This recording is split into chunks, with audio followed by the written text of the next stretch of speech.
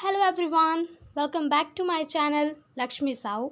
Guys, if you like my videos, then don't forget to hit the like button to subscribe my channel and share my channel to all your friends.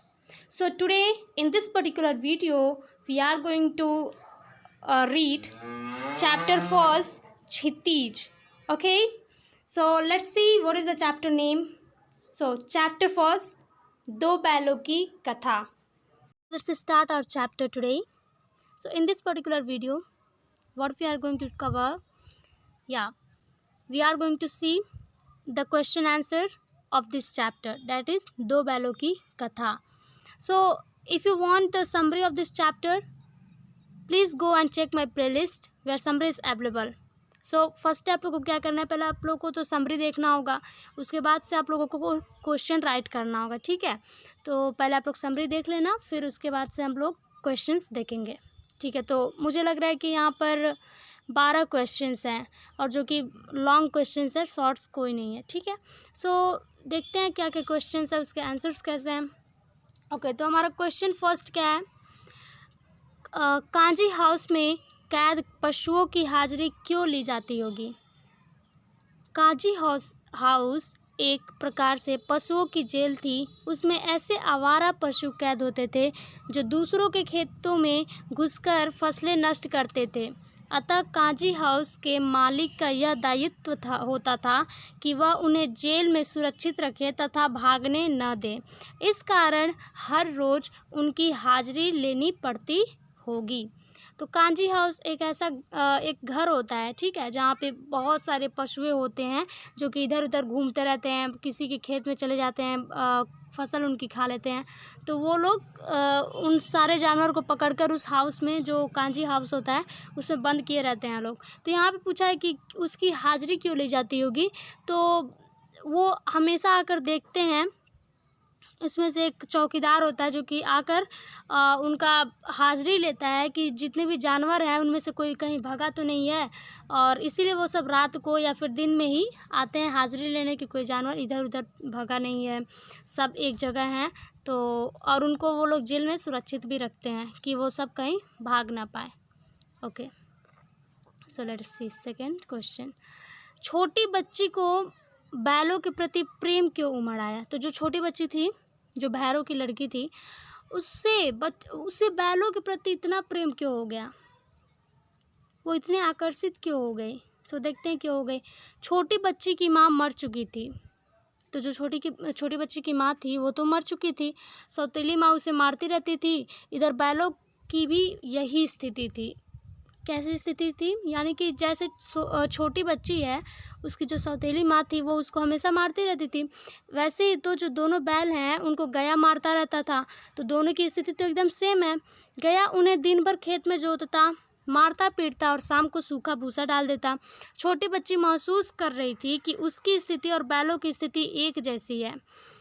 उनके साथ अन्याय होता देखा तो उसे बैलों के प्रति प्रेम उमड़ आया. तो जो छोटी बच्ची रहती है वो देखती है कि जैसी मेरी स्थिति है वैसे इन सब की भी स्थिति है, तो जिसकी वजह से उसको बैलों के प्रति प्रेम उमड़ आया. ठीक है, ओके. सो क्वेश्चन थर्ड, कहानी में बैलों के माध्यम से कौन कौन से नीति विषयक मूल्य उभर कर आए हैं. तो इस कहानी के माध्यम से निम्नलिखित नीति विषयक मूल्य उभर कर सामने आए हैं. जैसे कि हमारा पहला है, सरल सीधा और अत्यधिक सहनशील होना पाप है.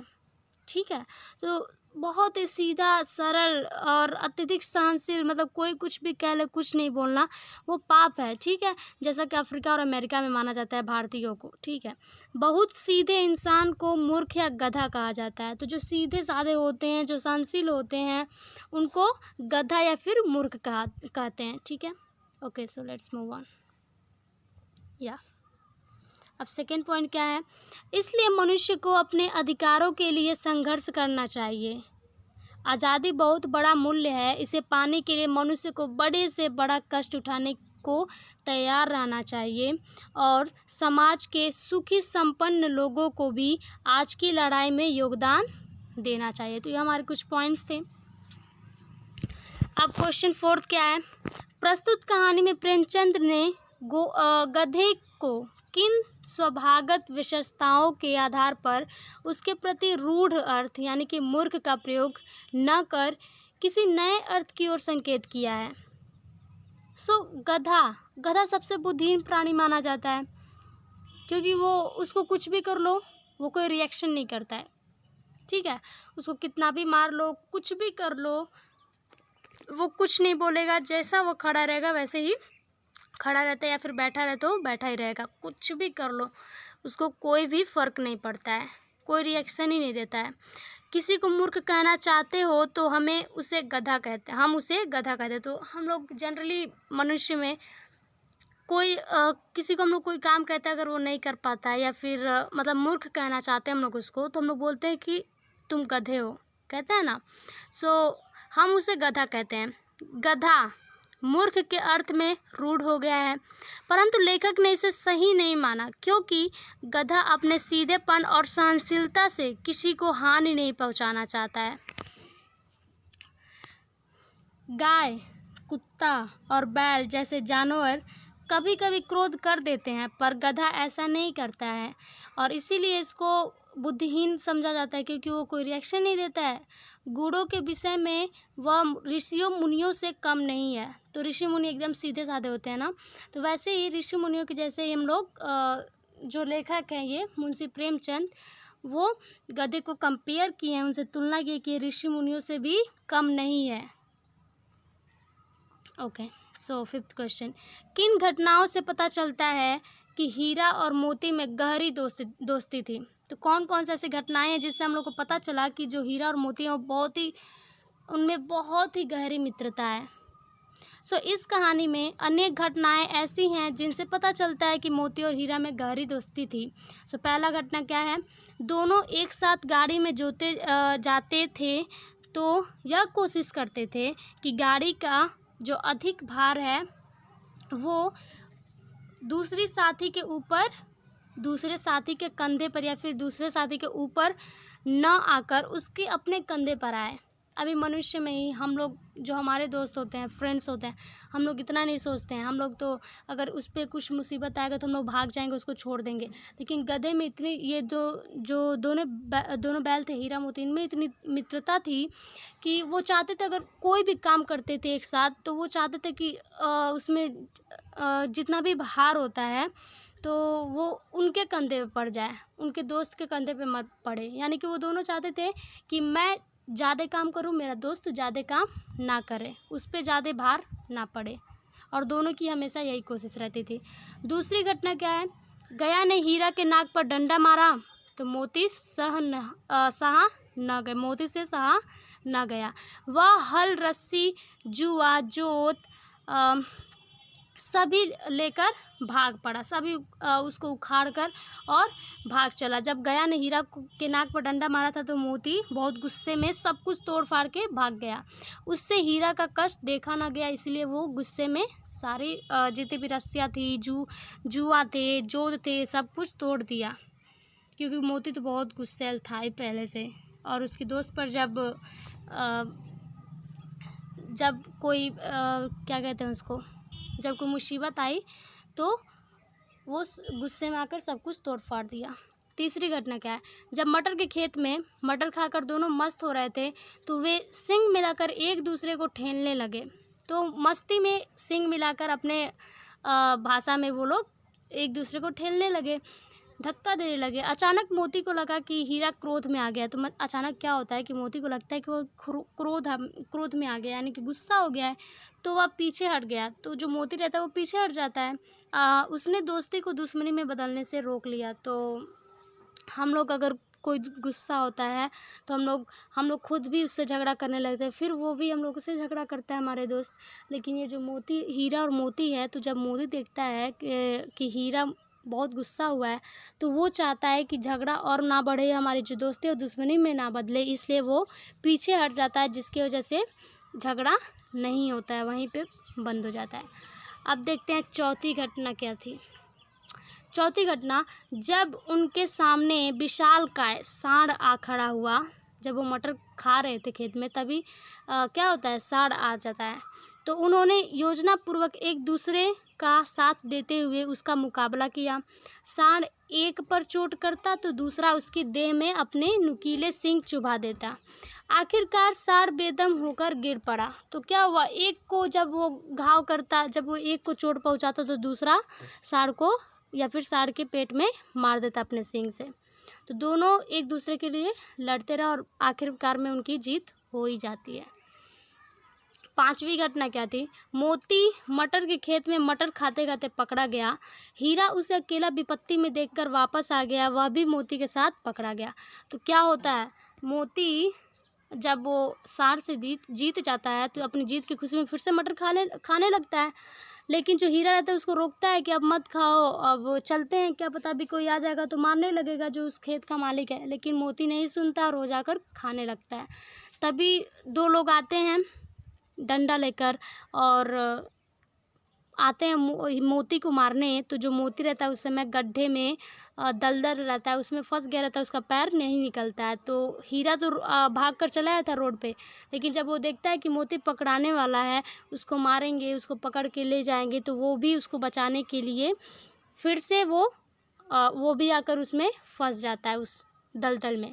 फिर दोनों दोस्त पकड़े जाते हैं। अब 6ठी घटना क्या थी? कांजी हाउस में हीरा ने दीवार तोड़ डाली। तो जो कांजी हाउस होता है उसमें हीरा ने दीवार तोड़ देता है। जो हीरा होता है वो दीवार तोड़ देता है, उसे रस्सियों से बांध दिया जाता है। इस पर मोती ने उसका साथ दिया। पहले तो उसने बाड़े की दीवार तोड़कर हीरा का अधूरा काम पूरा किया और फिर उसका साथ देने के लिए उसी के साथ बंध गया। तो यहाँ पे भी उसने दोनों एक दूसरे को हेल्प कर रहे हैं। ठीक है, अब देखते हैं क्वेश्चन 6 क्या है। लेकिन औरत जात पर सिंह चलाना मना है, यह भूल जाते हो। हीरा के इस कथन के माध्यम से स्त्री के प्रति प्रेमचंद के दृष्टिकोण को स्पष्ट कीजिए।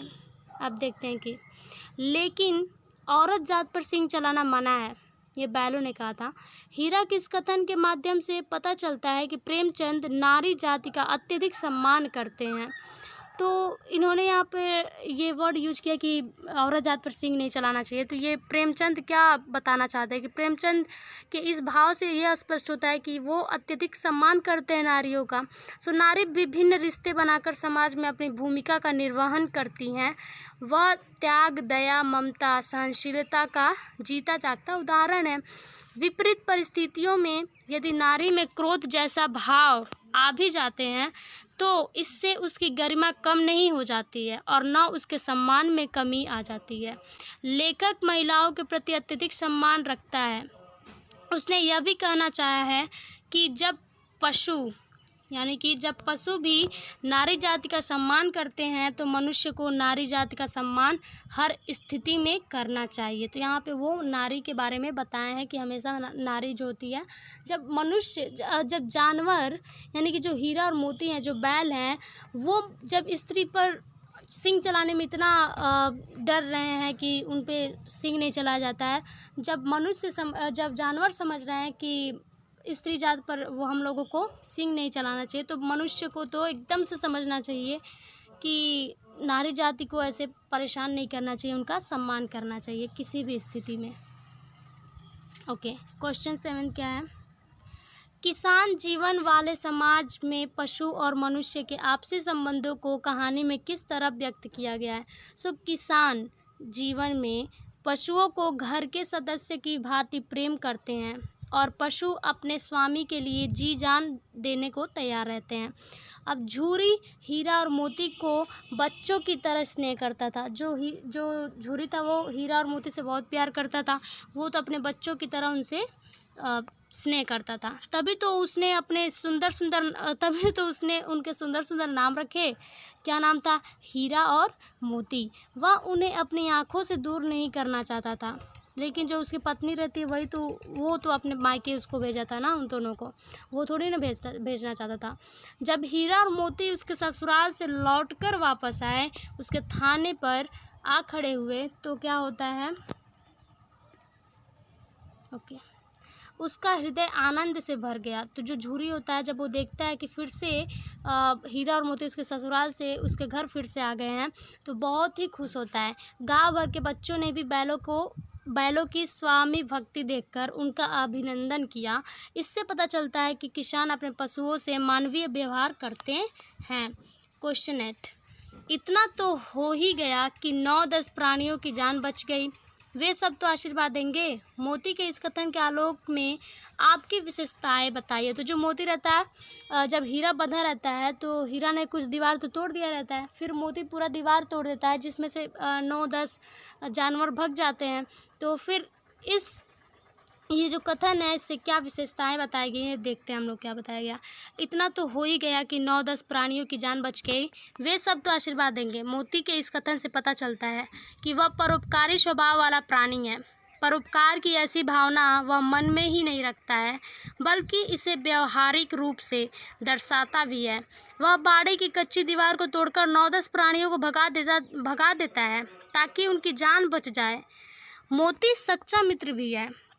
वह कांजी हाउस में हीरा को अकेला छोड़कर नहीं जाता है और वह आशावादी भी है। उसे विश्वास है कि ईश्वर उनकी जान अवश्य बचाएंगे। तो वो तो पहले जानवरों को भगा देता है, फिर भी जब हीरा रहता है वो बंधा रहता है, तो उसके साथ फिर से वो बंध जाता है और इस आशा में रहता है, इस विश्वास में रहता है कि जब हम लोग हमेशा भला करते रहें दूसरों का, तो वो भी हमको एक दिन ज़रूर बचाएंगे और इस मुसीबत से बाहर निकालेंगे। और जो मोती है वो बहुत अच्छा दोस्त भी है। अब क्वेश्चन 9 क्या दिया है, आशय स्पष्ट कीजिए। अवश्य ही उनमें कोई ऐसी गुप्त शक्ति थी जिससे जीवों में श्रेष्ठता का दावा करने वाला मनुष्य वंचित है। सेकंड, उस एक रोटी से उनकी भूख तो क्या शांत होती, पर दोनों के हृदय को मानो भोजन मिल गया। ओके, सो क्या दिया है, फर्स्ट है क्या, हीरा और मोती बिना कोई वचन कहे एक दूसरे की बात को समझ लेते थे। वो अपने मुख भाषा में ही एक दूसरे की बातों को समझ लिया करते थे, क्योंकि वो तो जानवर थे, वो हम लोगों की तरह थोड़ी ना बोल पाएंगे। प्रायः वे एक दूसरे से स्नेह की बातें सोचते थे। यद्यपि मनुष्य स्वयं को सब प्राणियों में श्रेष्ठ मानता है, किंतु उसमें भी यह शक्ति नहीं होती। कौन सी शक्ति नहीं होती है कि वो कितना भी कोई किसी का दोस्त हो मनुष्य में, लेकिन अगर कोई किसी भी मुसीबत पड़ जाएगी तो वो पहले अपने आप को बचाने में रहेगा, अपने दोस्त को बचाने में नहीं रहेगा। और एक दूसरे की बातें भी बहुत अच्छे से समझते हैं, सीखते हैं और स्नेह करते हैं, लेकिन मनुष्य ऐसा नहीं करता है। हालांकि जो मनुष्य उसको प्राणियों में सबसे श्रेष्ठ माना जाता है, लेकिन वो भी ऐसा नहीं करता, उसमें भी ऐसी शक्ति नहीं होती है। हीरा और मोती गया के घर बंधे हुए थे। गया ने उनके साथ अपमानपूर्ण व्यवहार किया था, इसलिए वे क्षुब्ध थे। परंतु तभी एक नन्ही सी लड़की ने आकर उन्हें एक रोटी ला दी। उस रोटी से उनका पेट तो नहीं भर सकता था, परंतु उसे खाकर उनका हृदय जरूर तृप्त हो गया, कि उनको लगा कि चलो कोई तो है जो हमको समझ रहा है, जो हमारी बातों को, जो हमारे फीलिंग्स है उनको समझ रहा है और हम लोगों को रोटी लाकर दिला रहा है। अब उनकी एक रोटी से तो पेट भरेगी नहीं, क्योंकि वो सब जानवर है, उतने बड़े बड़े जानवर थे, उनकी एक रोटी से पेट तो भरती नहीं। लेकिन फिर भी हृदय में, उनके दिल में जैसे लग रहा था कि उन्होंने भोजन कर लिया है, कुछ खा लिया है।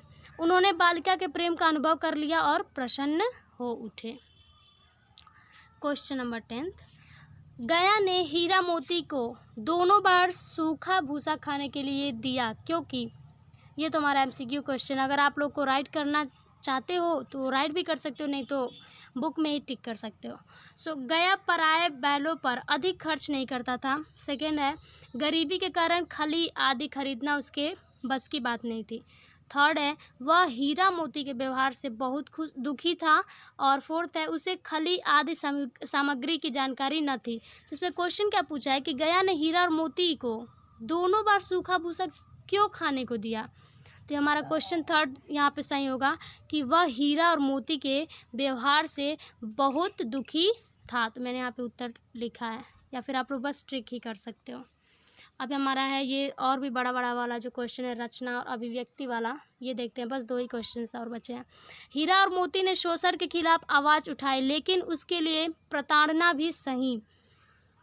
हीरा मोती की इस प्रतिक्रिया पर तर्क सहित अपने विचार प्रकट करें। अब देखते हैं कि कैसे जो मुंशी प्रेमचंद है उन्होंने प्रकट किया। हीरा और मोती शोषण के विरुद्ध हैं। वे हर शोषण के विरुद्ध आवाज़ उठाते रहते हैं। उन्होंने झूरी के साले गया का विरोध किया तो सूखी रोटियां खाई तथा डंडे खाएं। फिर कांजी हाउस में अन्याय का विरोध किया तो बंधन में पड़े, उन्हें भूखे रहना पड़ा। अब प्रतिक्रिया क्या है? मेरा विचार है कि हीरा और मोती का यह कदम बिल्कुल ठीक था। ठीक है, तो जो झूरी का साला था गया, तो वो उन पे बहुत ज़्यादा शोषण करता था, उसको मारता पीटता था, तो इसलिए उन्होंने आवाज़ उठाकर और मतलब वहाँ से भाग गए। तो ये भी मुझे भी लगता है कि ये सही है। और क्या दिया है कि वो उन सबको सूखी रोटियां देता था, डंडे खाते थे। फिर कांजी हाउस में तो उन्होंने मदद भी की थी जानवरों की, लेकिन फिर भी वो क्या हो गए, बंध गए। तो हर जगह उन लोगों को पनिशमेंट ही मिल रहा है और उनका साथ कोई दे नहीं रहा है। लेकिन मैं ऐसा सोचती हूँ कि जो भी उन्होंने कदम उठाया था वो सही था, यह कदम बिल्कुल ठीक था। यदि वे कोई प्रतिक्रिया न करते तो उनका खूब शोषण होता। अभी तो वो लोग इतना कर रहे हैं तो शोषण हो रहा, अगर कुछ नहीं बोलते तो और भी शोषण होता। उन्हें गिड़गिड़ाकर मन मारकर अपने मालिक की गुलामी करनी पड़ती। वे अपने दर्द को व्यक्त भी न कर पाते और परंतु अपना विद्रोह प्रकट करके उन्होंने मालिक को सावधान कर दिया कि उनका अधिक शोषण नहीं किया जा सकता। मार खाने के बदले उन्होंने मालिक के मन में भय तो उत्पन्न कर ही दिया। अब देखते हैं हमारा लास्ट क्वेश्चन क्या है। क्या आपको लगता है कि यह कहानी आज़ादी की लड़ाई की ओर भी संकेत करती है? हाँ, हीरा मोती ने अपने परतंत्रता से मुक्ति पाने के लिए जिस तरह से अनेक प्रकार के कठिनाइयाँ सही और मृत्यु के करीब जाकर भी बच निकले, वे अंततः अपने घर वापस आ गए। इससे यही संकेत मिलता है कि हीरा मोती गया के घर से पहली बार रस्सी उड़ाकर आ जाते हैं। वे दोबारा गया के घर जाते हैं तो उन्हें अपमानित और प्रताड़ित होना पड़ता है और भूखा ही रहना पड़ता है।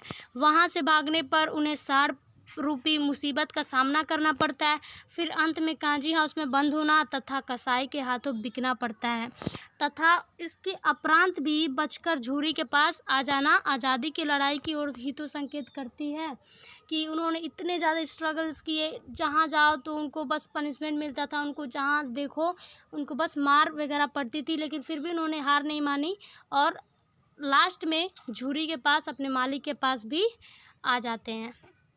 ठीक है, so I have completed this chapter, so till there take care, see you in our second part video.